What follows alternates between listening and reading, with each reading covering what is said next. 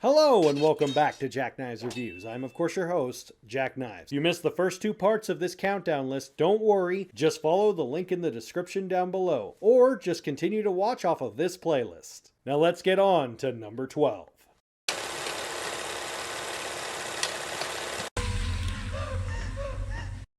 After playing at a failed venue, punk rock band The Ain't Rights get a gig playing for an underground club. However, unbeknownst to them, the club is full of neo-Nazis. And after they shockingly witness a murder committed by them, the neo-Nazis will not let them go. They want to erase all memory of it, especially the witnesses.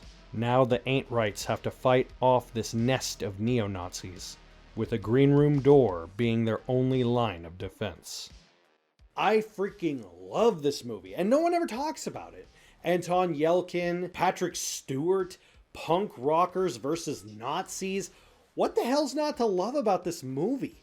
It's all just this really just mishmash of like awesome, cool, fun, crazy ideas. And that's kind of what A24 does best. Throwing it at the wall, seeing what sticks, and this definitely stuck with me. I think it's one of those movies that it shouldn't really work as well as it does. It's a bunch of punk rockers against a bunch of neo-Nazis, and that's pretty much it. But it's got a great fun charm to it. The music is really kick-ass. The fight scenes are really interesting and fun. And that kind of guerrilla-style shake cam isn't overdone. It just gets you feeling anxious like the crew that's in the film. Patrick Stewart as the leader of these neo-Nazis is crazy and bizarre because you don't expect the person who's in charge of them to be this stoically dark and calm and weirdly rational person. It's weird. But it also shows that the toxic mindset isn't just alienated to those that just come off as crazy and manic. The whole concept of this movie is based around you have a punk rock group, and punk rock is all about the visual aesthetics of showing your nuts, but not really being nuts. But then you have people that are actually nuts fighting them. And that's the point. What is more powerful? The image or the reality? What does it mean to truly be standing up for your beliefs? Fun, crazy chaos, but it's not overdone and it's not very long. Just a movie you put on and just shut up and enjoy.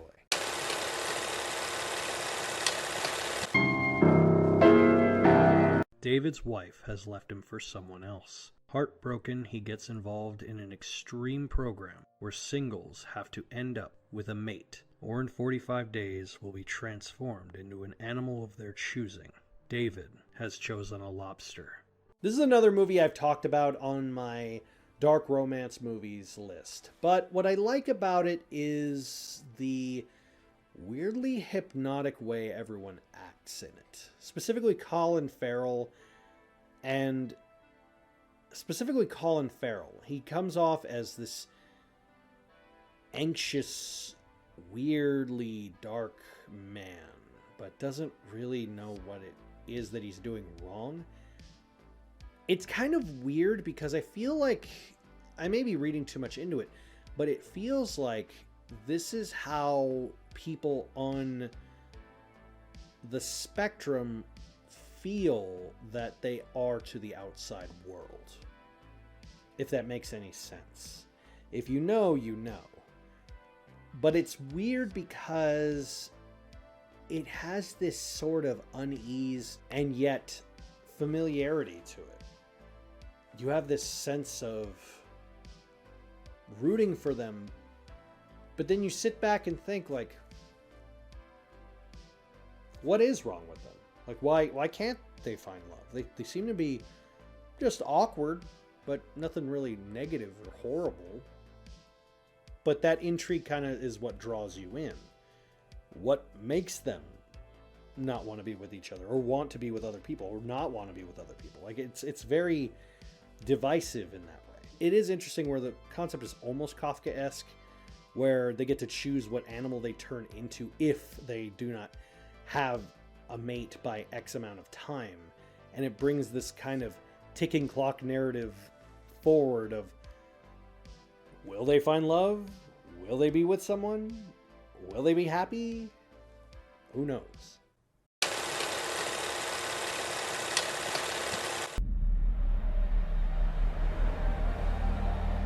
Charlie is a severely obese and reclusive English teacher, binge eating and having depressive fits for years over his own past mistakes. He lives alone with occasional visits from his nurse/best friend, Liz. He tries to reconnect with his estranged daughter, Ellie, as well as a developing and blooming friendship with a visiting missionary named Thomas. With the fear of his own impending death, he tries everything in his power to try to resolve his past before his life comes to an end. I love that Brendan Fraser is finally getting the love and respect that he rightfully deserves. I can't tell you how many times I've appreciated what he's done, how he's done what he's done.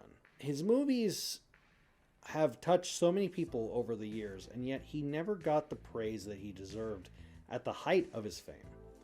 And now he's having an almost recovery renaissance.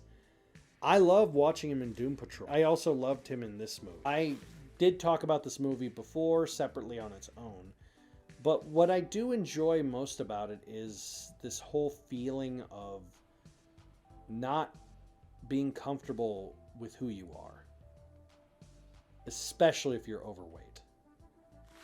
I would know from experience this shame, this feeling of shame of what you see in the mirror. I will say also, Darren Aronofsky is very much on the nose style of writing. I mean, he plays it too safe. He plays it way too safe with his writing. Like, there's virtually no subtlety in it. I mean, there is, but it's paint by numbers subtlety. It's like, he's called the whale because he's fat. Do you get it? And he's beached like a whale. Get it? Beach, whale. But what draws the movie in is Brendan Fraser. He is absolutely soul-crushingly heart-wrenching in this movie. Brendan Fraser, I think, has one of the kindest eyes you've ever seen in cinema. There's something about every role that he does where he just forces you to put your guard down. In every role he does. I don't really know how he does what he does when he acts. Even when he plays characters that are just weird and crazy and bizarre, it's something about him that just allows you to put your shield down. It would normally protect you from these sort of things. He has this amazingly sweet, charming nature to his acting. And this movie is the same way.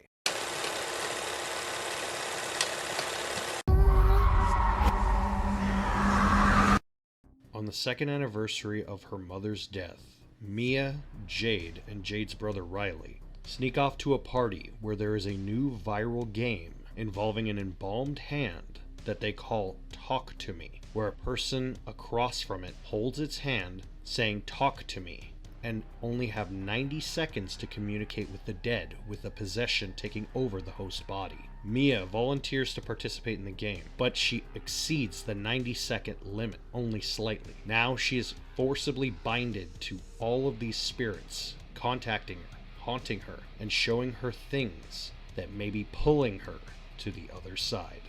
I absolutely loved this movie. It's so cool and unique and shocking how good it is.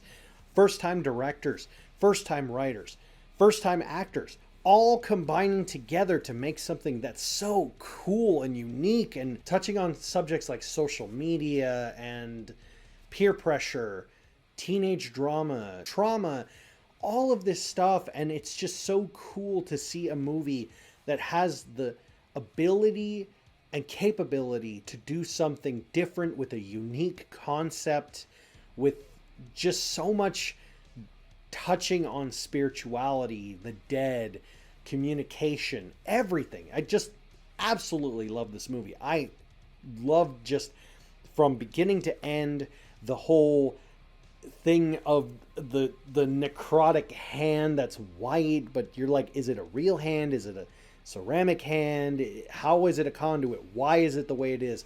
How is everyone aware of this?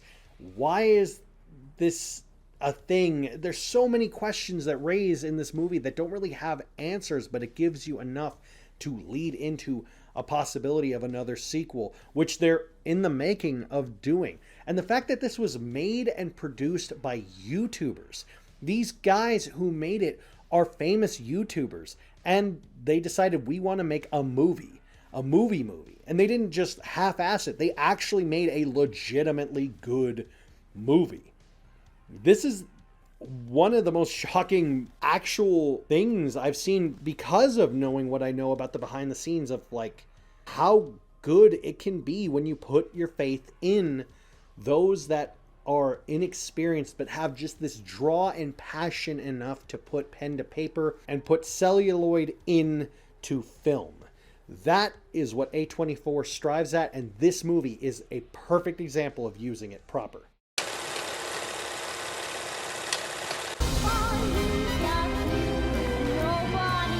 In 1918, as World War I is drawing to a close and the Spanish flu is ravaging America, on a small, isolated farm, a teenage girl named Pearl lives with her strict, domineering parents and her almost dead father. She dreams of being a star of stage and screen, but her circumstances seem to be holding her back, and slowly her dreams and ambitions turn to obsession and madness.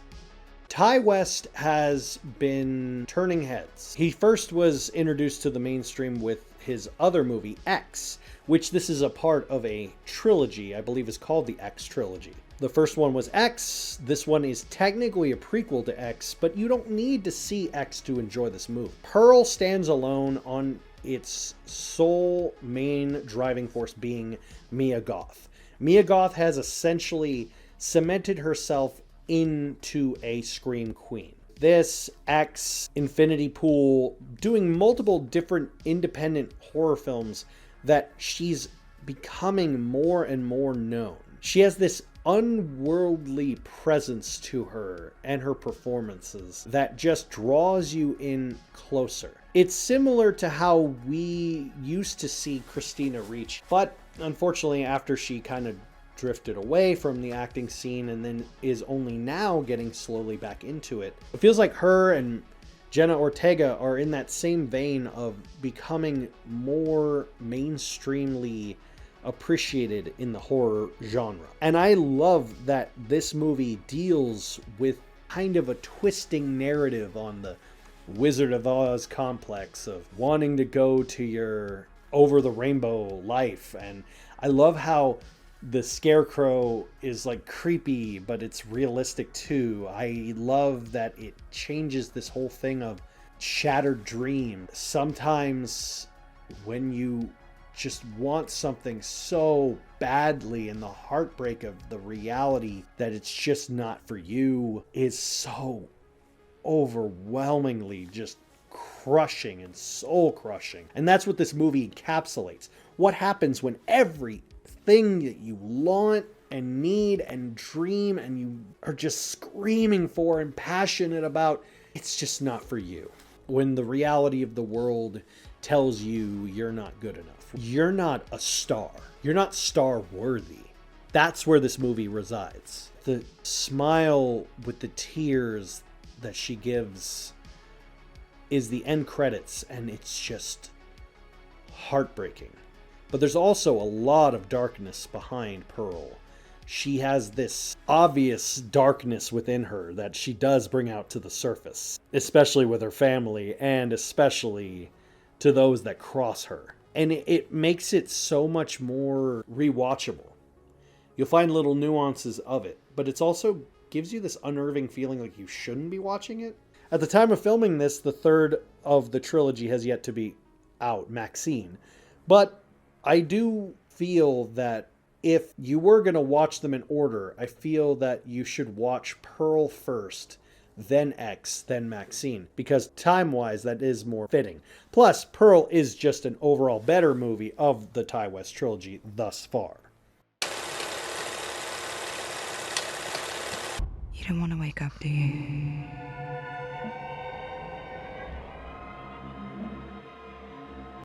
In Glasgow, Scotland, an alien in the guise of a seductive woman prowls the street in search of prey, specifically unsuspecting men who fall under her spell and fall into a liquid abyss. However, as time goes on, she starts to experience the meaning of human existence, and it goes into her deeper core under the skin.